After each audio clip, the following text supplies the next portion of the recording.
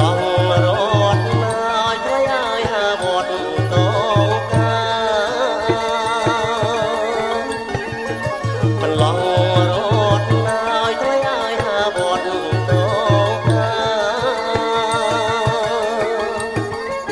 កន្លងអើយសង្ហា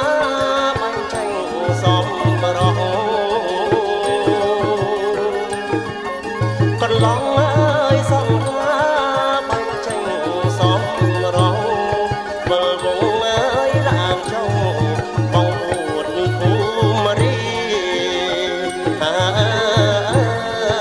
យអើយបងពួតភូមិរីអើយ